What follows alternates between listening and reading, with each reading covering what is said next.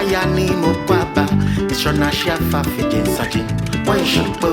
Blebleo. Okwafon yoke wabi chabu, Welen yoke nini hili, Otai kome, Otoneno, Wayani Mopaba.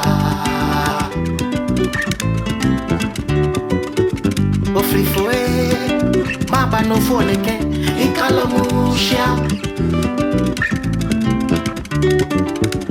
Akusheo, Baba no Hawaii, Ikalamusha. Nisho Sanja Kashimo Komani, Opolo Nabu, Akayo Dase, Akakoshi Kame, Okwayani Mukwaba. Don't they share my friend? I get the number of Homowo. If you want it. Many know what I Eji Oboa de Loco ni Achun Kaji Eshe Café Homowo Biani Yele Ajabusu Eji Kajo no Makro Besane Onyeme Nije Kamashi Niji Lante Djan No more than two Amebena Amebehi Jake Amache Nungua Klo and Numa Bokela with Damwami Koni Kusuni or Kayablema Ne Agayo Homowo Kayabia Onkaya Machine Ni Akafushi Nibi P. Lade Gamen Nibi P. Lade Gamebi or Akawa Gadande or my mother Aka Nibi ni Lade or fair. Kuni wata no buana no haba kanange nakafe kanange kusum ni kanange adumo enanyano ni kanange icho acha icho no kanange efeka tamake 1% se wo waji kontien ni wono jimo we mene onyame Mashibi Niji Lante Djan will be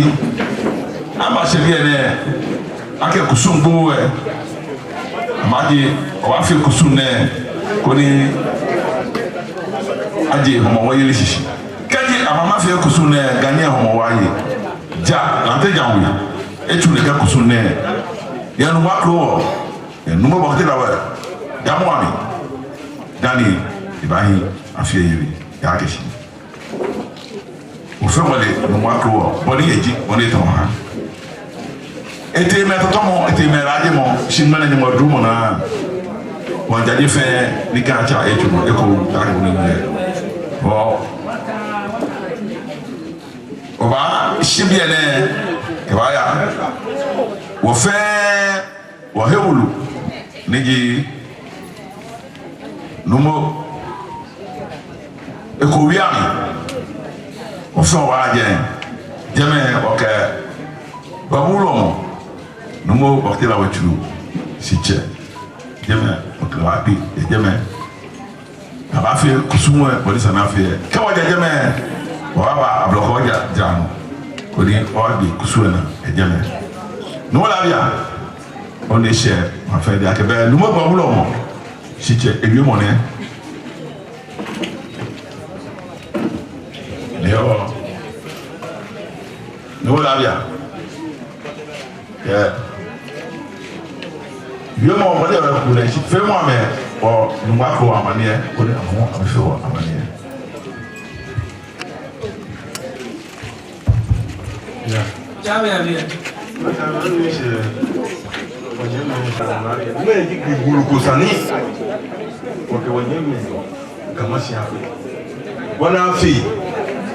ni wote nu oko alu wona ni nu ofa ogbe nu ofa ni fi romo ya lo si wota ni pe ye le bi o menya an si age un na fo ke ye ti wo ke ye ma sese o ni mo dromo e ba sese fi oni obi eni o ko ye ke yi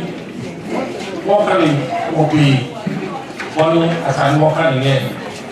ni yon kele ede onu yon kele ede ka wo pe on a fait au cadet les défauts. Que hein, a fait de bien. Et ne, aussi, au bien que j'étais dominé bien à que Wawapi, on a fait une Wawokusun, Okawaba, Lobiwo, Moba, Giving, Eradon. Yama, Africa, Yama, Yama,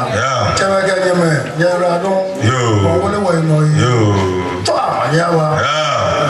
Abanaya, Ayanaba, Bokwayani, Mokwaba, Shona Shafa, Fidin Sajin, One Shipo, Bleu. Okwafonyoke wabi chabu, Ulenyoke nini hili, Otai kome, Otonino, Bokwayani, Mokwaba. Ofrifoe, Baba no foneke, Ikalamusha. Akusheo, Baba no hawaii, Ikalamusha. Nisho sanje kashimo komani, Opolo nabu, Akayo dase, Akakoshi kame, Okwayani Mokwaba.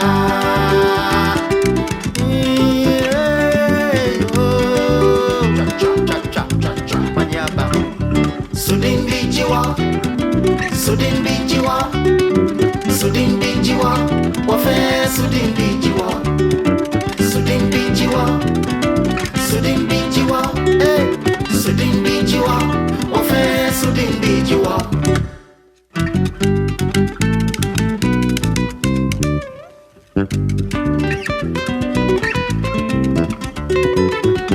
Maba, okusola jebo, ashiteo, oflifore, kaya chan. Maba, okusola jebo, medije, nyeli asho. Odiotun, osani kumo, sakumo, kaya chan. Ofitosa, lele, ofitosa.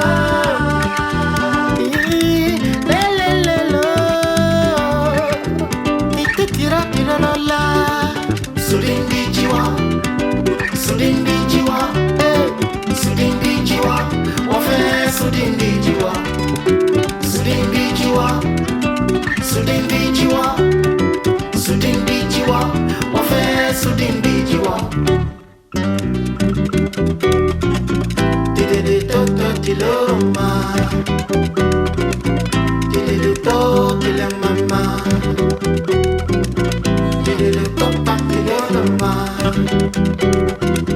Lelo, te toqui la la,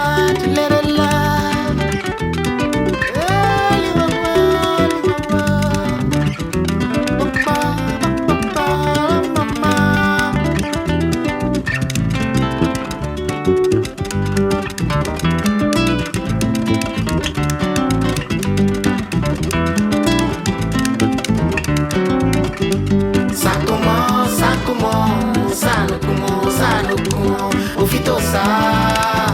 sakumo, sanukumo. Sakumo,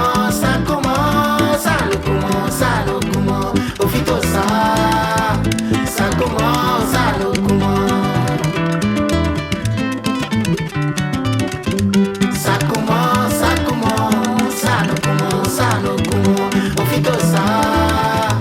sakumo, sanukumo. Sakumo, sanukumo. Ofitosa, sakumo, sanukumo.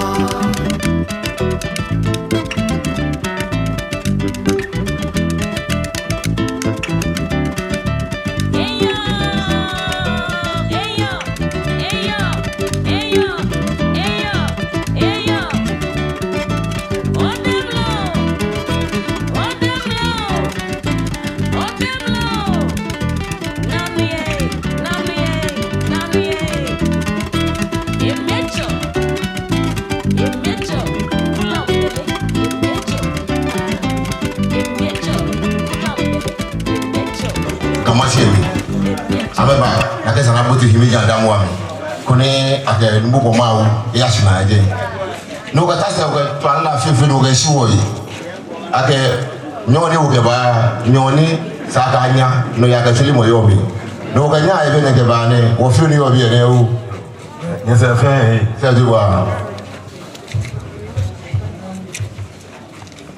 mo la ya on che mi me na me wo me wa wo ye ma bi fe ade ake ake bo no ka me na ni wo ke sha me na ni wo ke ti ake mene la tejawe ya kusuna e kadangbe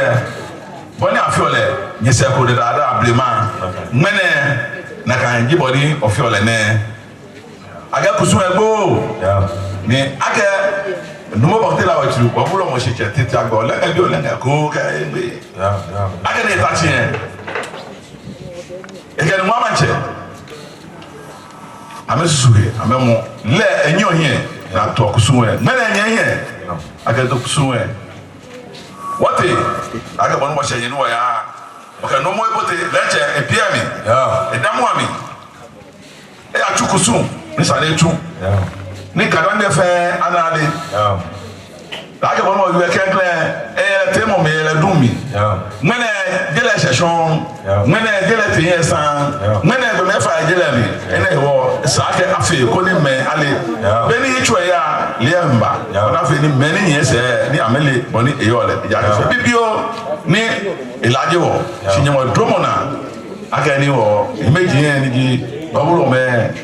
amele kusuma na so kusuma la je ni kadanga tuton ni kadanga ichwa ma ichu no ameka di kusuma fe ame hawo mena lo yishi no tane ka okwe onejino onyeme la teja we ni awje ka machine ame ya jeme kusum ni sani ame chun aba chun no mo gba bulo mo shiche e ha amele beja to fe ni yo ade dani ga machine gadanga fe ba ye homowo no oyo kebe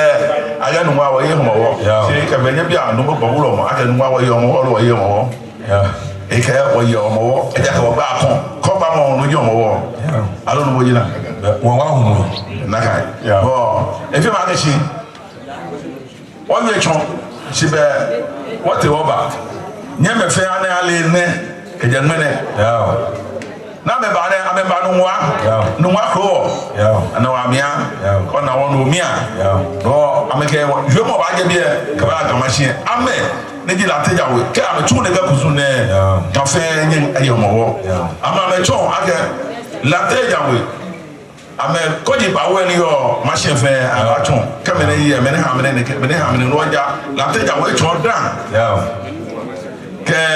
dambi ni yada la hum woni yo le ne do aga Nungua ko o do mote no do mona no ja jo ni bi ye na anion se pe ga etoton ga da no etoton e se ko ni sani kusum ni yo ni afio blema ni ha ga do mo sha ke ga alo dambi ga dambi obo mo den mo fe mo ke ya wo mi me ni nyo he ka mi nyo he wonya me se bona fe ni kusum aga ton twa no manya ba yo Amen. Amen. Memang dia ni umanya, memang dia umanya. Kemudian ni biar itu ini poti Nungua ni pakai sandi ni mau kejuko.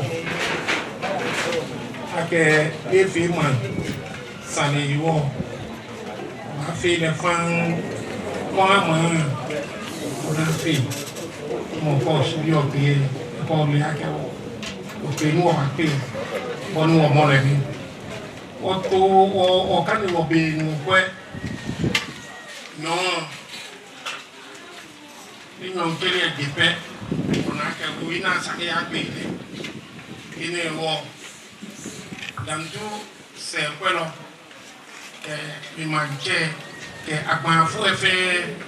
o pinu mo le bu bi ake be afine o ba panshi ye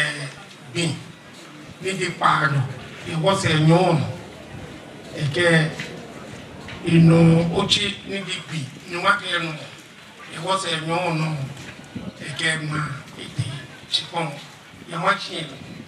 Lumie, Nungua, Usum, they go, they march at Tony, a Tony, again, water, say. One not be, what ye, for Homowo, ye, organs, no, beneath the enu obviously few ni ke ha wo ba bo ni ra don mo la ya yo don que fait abotui il me fait après daga boni Lante Djan we manche allo Lante Djan vie mene hobale April eji bienyo ye no be amaba ne ke kusu na fe mo ne ogini keke wasa ochi be reconciliation with the ancestors be kusu mi e ko ja de sani mene te fe ye ka ye fe ye meji ga ye meji fe awa fe kusu ko pote kana fe ni chakwa ni ka te na chakwa akalaji ba tu de kusu ne Nungua ko moni ba tu de kusu ne di wo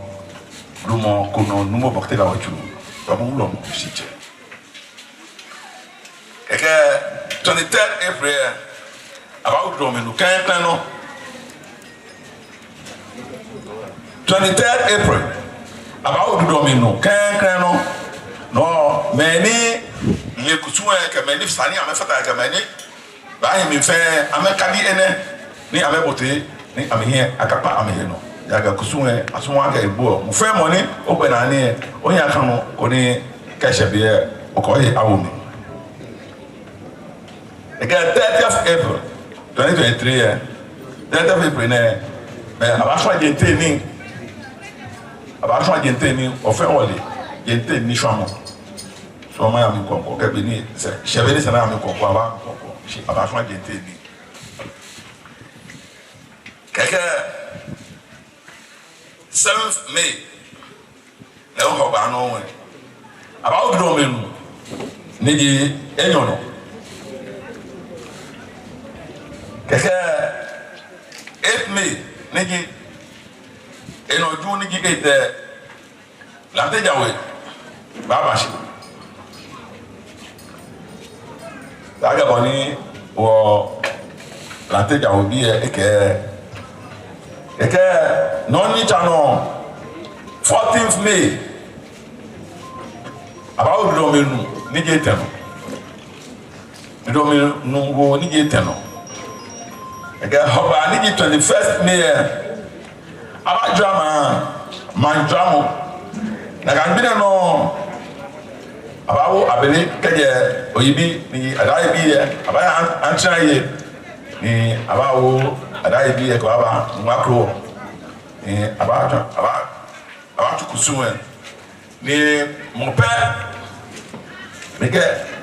awo abele woni ba to abele di wolumo kono numbo bakte la wachu le chon le akaba ha le to keke kan bi no we aba swa abele ne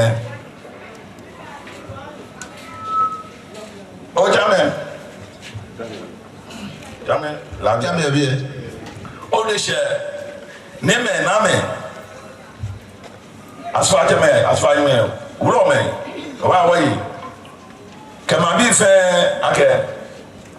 no mo ba mo ewi mo ne e jamais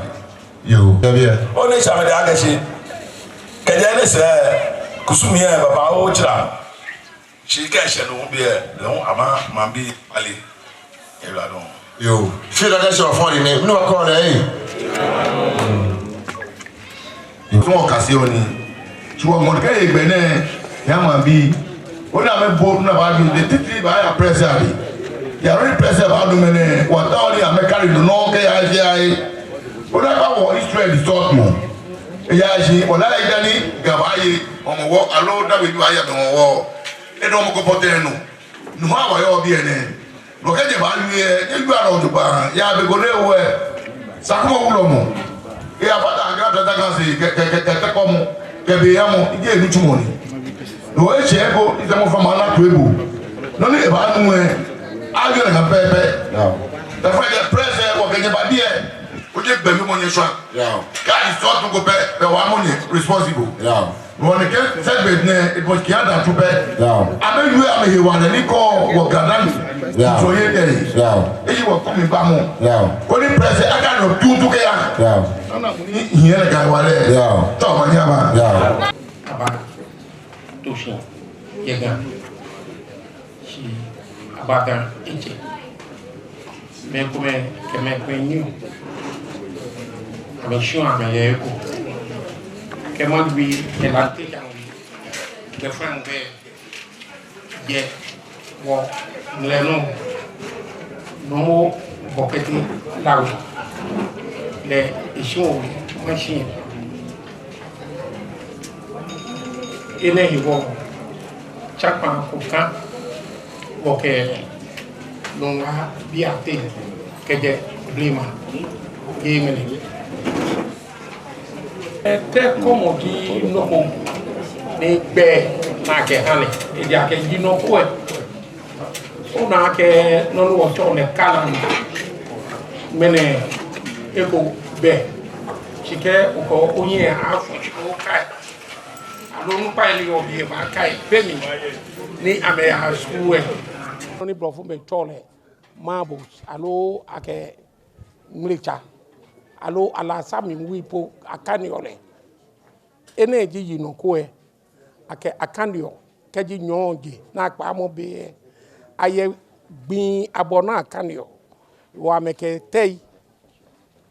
kanio ne kebi ne do han e ba na gbe te komo mimingwe ye Lante Djan wi he wale ni abatoshi na ke gbobodi ake Lante Djan wi bi ni nke wo wen ke bwa ke wo ke nyon chelie nyon ke je no wo ke tun ni ko kwe gan o ba na ke o ba nyon yo se mo fiam ke okadi suko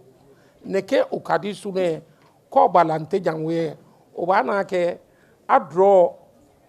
nyon ye jeme ona ke emi mlami ni tuan ke mene me ame nu tuon di ame ke nyon alo noni no ke tuon ni oba na ke iba hie kola suko ake blue ke white ona ni blue edun shi e ha nu non chelie domino nujo wo bana iwale na ke ha wo ye gan ma jaje noko fiu ona ke kusun ne ji kusun ko degbo si elaje ko ekeji bemin ni wona ko non wo chole paramounts ni mene e ha na efe to mo fia mo hie he wale ne ke yolele nche no keji lomie machine osu la teshi ndogwa ketema amepe oye eni wo choje gamanche we ni digan traditional council ke ji dantu to ebe ke abape romoko be noko ne ba wi mepe sadena bio ye jempe di Nungua me hani be ni Lante Djan we bi eto e kenye pa ka me ke e ka me pa agbepe ye na ke bi antone ni chakele o e o je wo kadimo su shishinchon ye wo chitamu nemi akeni nje wo kadimo su nchon pe bo ba na ke je mene abon Tekomor cheme ni chomini ke beni tomie ke gbejano to ni kashe mbana naka doko dake mi naka noko Homowo Lante Djan we alo dans tout roman et que nous la côté alo mo ferme ni yo nai ke kole e ka mechna ke ja to gbejano to ye Homowo gbejano to ni to njelo ye na gbe na amekpeo na me kusun krede na me to ga no ni ntawo no na oleji moko kra be machine mi ni aha le nutu moko ni ko Homowo yeli ke Homowo se sanjin ke oko yin afonshi ojogba oba na ke di aye Homowo atan sempe ye ekosun na etun ke mu Homowo na sakumo eye ekosun na etun ke mu Homowo na ekosun ekoji aba sue pleno eke egbele ehan eke aba ke ple ba ngon wala ehan machine ewo ato no fiano ke gbejano to keji mene ni bi e ko menfe me kwa fo ewo ambaso na mehe ye me kwa de jake e fo le woneke wo fe ko ready keji ayakpetete po beni mo fianwo abua na ye gamanche wele Nungua me pe abio ame ake beni dantu to ejalo ene ba han osane ye heto no ni jenu wo ye noko na to le gan ten te komo no ba ye be mi na ye Homowo afile ona enye nta nye chake ni bia ye nye pressman nye ftai wo nye bo amode ni bia komi nye set the record straight ejake keni bi ba fite be pie ejo onye majinita ba no fe ejo onye press wo ke fie nye sane bi mo e ka fe to atamo dan so ba na ke be mi ni mo wo bolenche okoni leko ye yue mo ye de no bo wa bile e kan e to mo onani wo body e yo ni o nfe bo shi da gbo ene me kenye mbie ke won kaseni ona ke wo fe wole ake ke atfe mrami edumo shi ke ha enumbo ona ko ko to Ghana flag mrami ni yo bi o ba na ke 5 shi wono ko ba enye ba o ke pa wo o eche you won't get why at school. Oh, no, anywhere, no, to have work at Gamachi, Osu, La, Tessin, Nungua, Tema, Toman, yes, 7. Oh, no, be on me, no, and I do all you wale. And it's our no bio. I want a wale, no.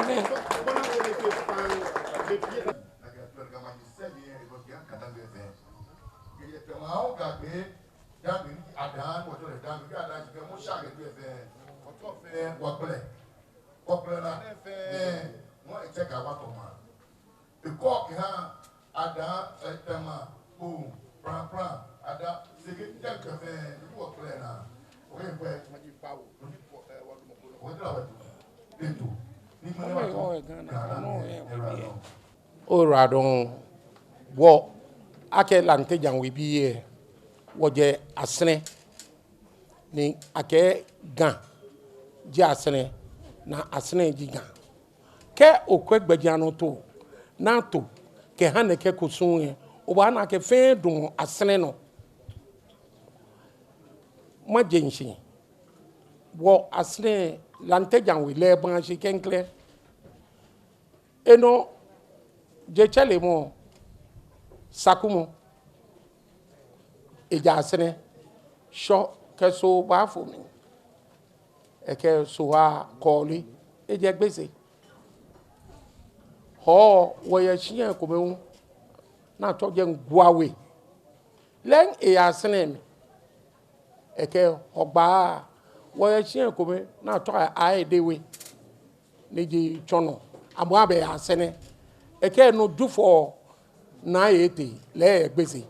wo bini ji eto eda mo awo wale min people sanji mo na do le wa na eto you already have to compare and contrast and then you see the equation.